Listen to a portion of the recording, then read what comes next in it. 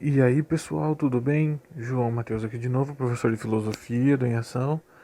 Ahn, Prazer estar aqui de novo, espero que estejam bem, espero que estejam saudáveis, todos se cuidando direitinho. Hoje a gente vai mais uma vez continuando aí nosso estudo da filosofia moderna. A gente vai hoje tratar, terminamos os contratualistas, né? Terminamos com o Locke, né, o Rousseau, o Hobbes. Hoje a gente vai trabalhar com o David Hume, é um filósofo britânico, né, também, escocês, se eu não me engano, viveu no século XVIII, e ele foi filósofo, historiador e também economista. Inclusive, no período em que ele era vivo, né, ele era mais conhecido como historiador. Ele enquanto ele era vivo, ele as obras filosóficas dele não eram tão conhecidas. E então ele é um filósofo mais proeminente depois que as obras dele de filosofia se tornaram mais conhecidas depois que ele morreu. Ele tem uma obra muito conhecida lá na Inglaterra e na Europa toda, né? Sobre a história da Grã-Bretanha. Ele ficou muito conhecido por causa desse trabalho de historiador, né? Quando ele era vivo. Mas a gente vai trabalhar com a filosofia dele, né? Ele escreveu bastante sobre ética, sobre filosofia política e também sobre metafísica, né? E também sobre epistemologia, né? Que é o estudo acerca do conhecimento humano, né? Como o ser humano conhece, como o ser humano aprende as coisas. Bom, Hume era um empirista, né? A essa altura eu acho que vocês já devem estar um pouco mais familiarizados com esse termo. Como um empirista, ele acredita que toda a fonte do conhecimento humano está nos sentidos, né? Todo o conhecimento humano advém da experiência sensível, advém da experiência sensorial, ok? Porém, o Hume, como empirista, ele adiciona o ceticismo. Ele desenvolve um conceito que é o empirismo cético, né? Ele é um empirista cético. Por quê? Porque mesmo ele acreditando que a fonte do conhecimento está completamente nos sentidos, né? Não existem ideias inatas, não existe algo que o ser humano já tem. O ser humano é uma fábula. A mente humana é como uma tábula rasa, né? Uma folha em branco quando ela nasce. Apesar disso, apesar de ele acreditar nisso, ele entende que os sentidos não garantem a existência da realidade fora da mente, certo? E ele vai desenvolver aquilo que a gente chama de problema da indução. Né? A indução aqui nós estamos é uma crítica, né, ao sistema indutivo, ao método indutivo de análise do Francis Bacon. Então, assim, ele é um empirista que critica um pouco da tradição do empirismo vigente na sua época. Né? Ele vai desenvolver uma crítica ao método indutivo. Ele vai dizer, né, que o método indutivo não garante que a realidade realmente exista. Quer ver? Vamos pensar assim. Qual que é o melhor método de investigação da realidade, de investigação do mundo físico? O método indutivo, né? Observação, coleta de dados, formula uma hipótese, testa essa hipótese, se a testagem for positiva, você desenvolve uma teoria, faz uma máxima lá, né? Vamos por exemplo. Vamos lembrar daquele exemplo que a gente trabalhou lá na aula sobre o Francis Bacon, do método indutivo, que é o exemplo da folha da árvore, né? Então, eu verifico a folha, observo que todas as folhas, a maioria das folhas que eu observo são verdes, o estado natural das folhas são verdes, né? Mas o David Hume ele levanta uma questão, que é, como eu sei que a minha observação está correta? Como que eu sei que as folhas das árvores são realmente verdes? Como que eu sei que eu não estou tendo, por exemplo, uma alucinação? Como que eu sei que as árvores realmente existem? Como que eu sei que as pessoas que me dizem que as folhas das árvores são verdes não são todas daltônicas? Como eu sei que eu não sou um daltônico, né? Como que eu sei que as árvores realmente estão ali na realidade, estão ali para serem sentidas? E abrangendo um pouco mais isso aí, né? Como que eu sei que toda a realidade sensível ao meu redor existe? Né? Porque pensa bem, é, o método indutivo ele depende da observação de uma realidade exterior a mim, certo? A árvore é um objeto que está exterior à minha mente, né?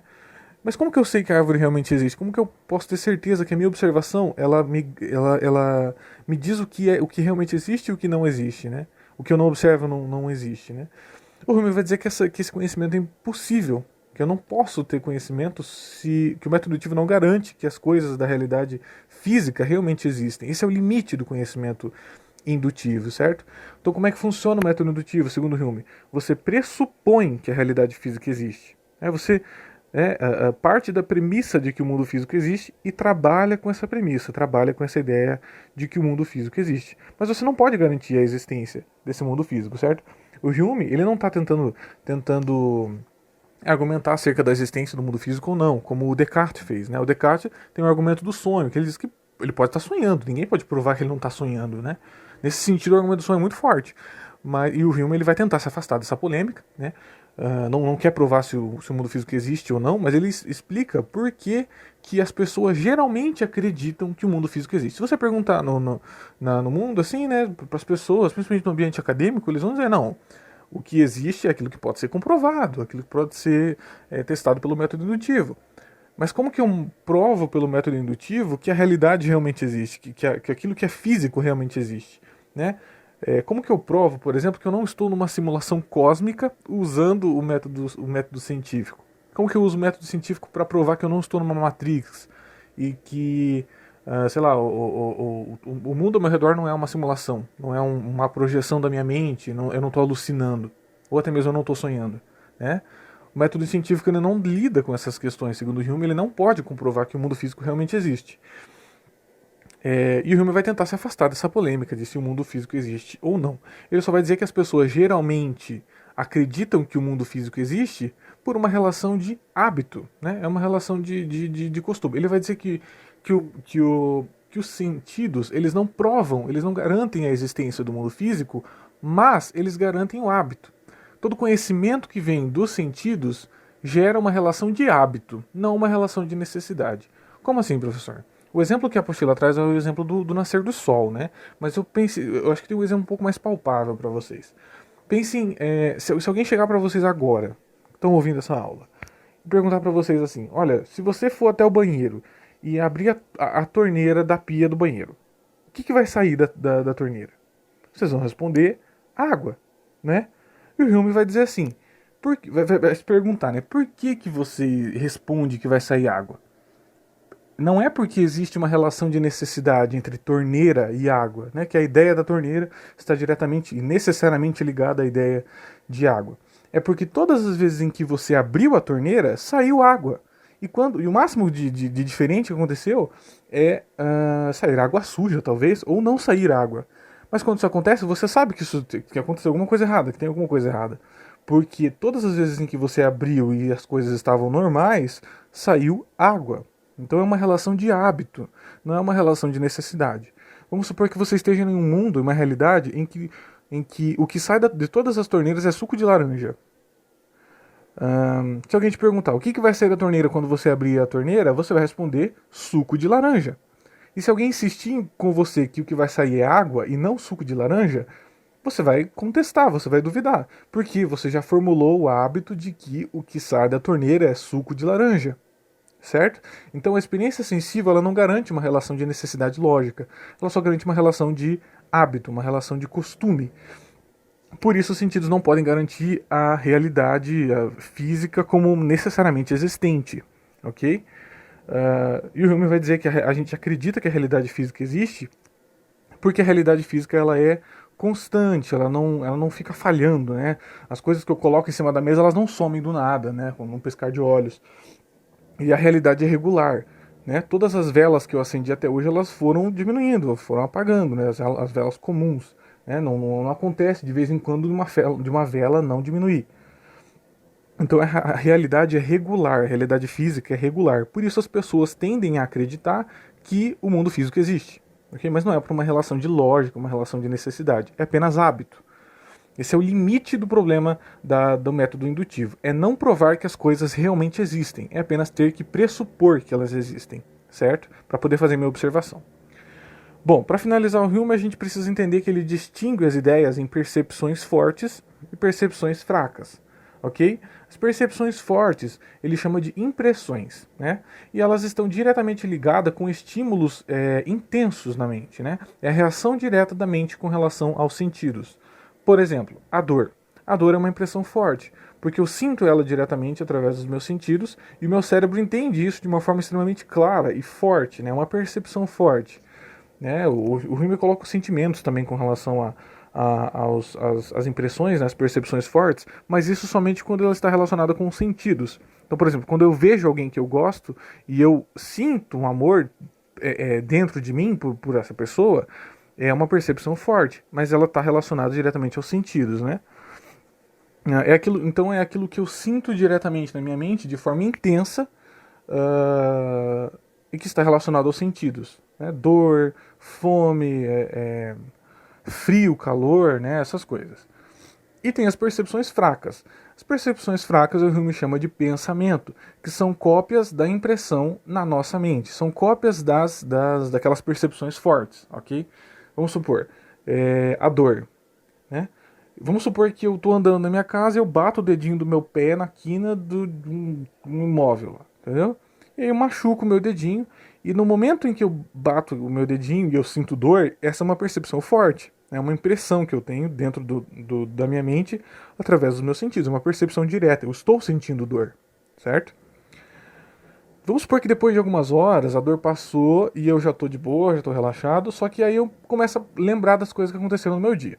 Né? Comecei a lembrar ali das coisas que eu fiz no dia e tal, e eu lembro que eu bati o meu pé, bati o meu dedinho na quina de um móvel ali da minha casa.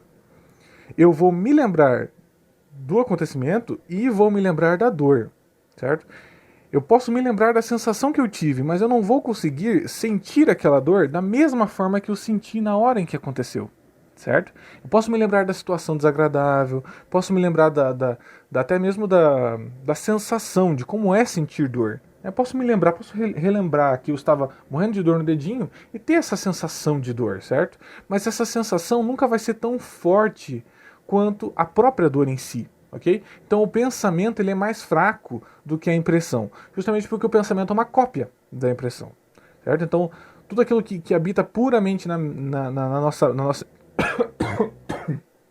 perdão, tudo aquilo que habita na nossa mente, que nós recobramos através do nosso pensamento, é sempre mais fraco, menos intenso do que a impressão, do que aquilo que eu realmente sinto através dos meus sentidos. Porém, percebam que até mesmo o pensamento depende dos sentidos. O pensamento, na verdade, é uma cópia da impressão, uma cópia fraca da impressão, né? E a impressão ela vem dos sentidos, né? Então, se eu não tivesse a impressão de algo, eu não teria o pensamento. Se eu não tivesse tido contato com a dor, eu não teria a lembrança, o pensamento da dor, certo? Então, ele continua sendo um empirista, né? Aliás, eu recomendo fortemente a leitura do Hume, porque ele é uma leitura muito fácil e é uma forma tranquila de você compreender as problemáticas da filosofia moderna no que diz respeito à epistemologia. Se eu fosse, né, se vocês tiverem interesse em se aprofundar na filosofia moderna, a leitura básica que eu recomendo é, primeiro, Descartes, né, que é o precursor da filosofia moderna, e é o que traz a grande problemática da filosofia moderna, da epistemologia, né, o racionalismo, o inatismo, essas coisas. Depois eu recomendo Locke, que é quem vai contrapor o Descartes, né, e vocês conseguem sentir o peso desse problema na filosofia moderna. E por último eu recomendo Hume, ok? Para vocês terem um pano de fundo da filosofia moderna, porque o Hume ele se posiciona um pouco mais no meio dessa treta, criticando o empirismo. Ele é um empirista, mas ele critica muitos pontos do empirismo, critica muitos pontos do indutivismo, certo? Então, e ele tem uma literatura muito fácil, muito acessível, é compreensível, você consegue entender Hume. Descartes e Hume, para mim, são as literaturas mais fáceis da filosofia, eles são os autores mais fáceis de se interpretar. Certo, pessoal? Eu espero que tenha ficado claro. Qualquer dúvida, envie um e-mail lá em joão.mateusdoct, ok? doct@gmail.com. Até a próxima, pessoal. Bons estudos para vocês.